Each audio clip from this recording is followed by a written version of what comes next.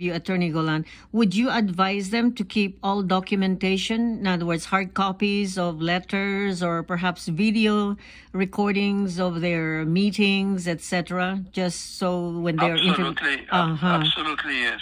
Mm-hmm. Are these presented before the fiancé gets to the United States during the application process, or they are shown during the interview when she gets to the United States?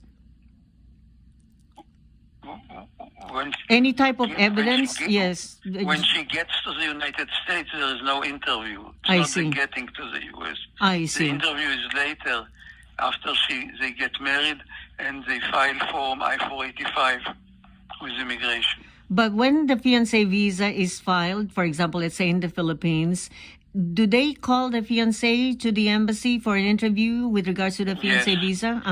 Absolutely, yes, absolutely yes.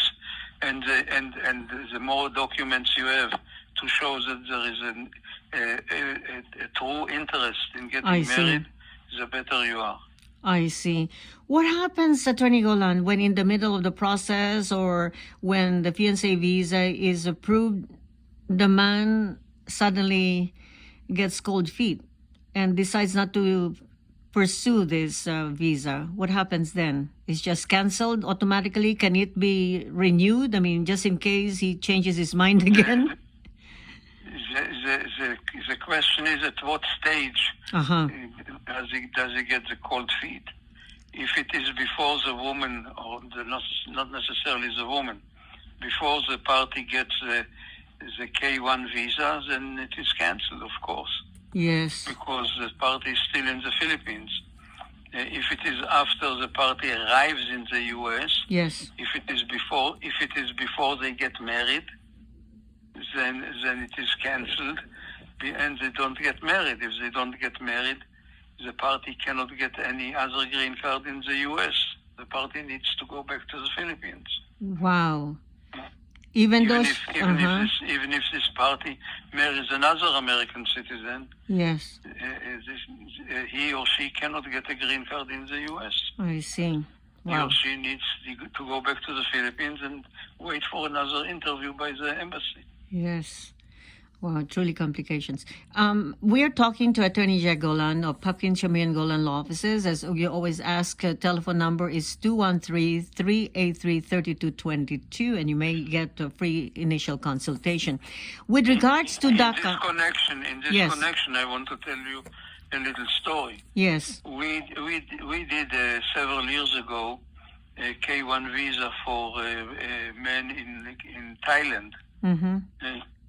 An American citizen woman of Thai origin went to Thailand and made connection with some men and came back to the U.S. and filed for a K1 visa. Mm-hmm. And it was approved, and he got interviewed by the American consul in Bangkok and got the K1 visa and came to the United States and went to the home of this woman and immediately fell in love with her sister. Wow. Wow. That is incredible. Wow. So he never married the woman who petitioned for him. Oh. But he and her sister came to see me, and then I advised them to get married. Uh-huh. And he returned to the Philippines, and we filed a marriage petition, a regular marriage petition for him, and he had a second interview with the American consul in Bangkok, and this time he got a regular immigrant visa and came to the United States as Wow. an immigrant. Oh my goodness.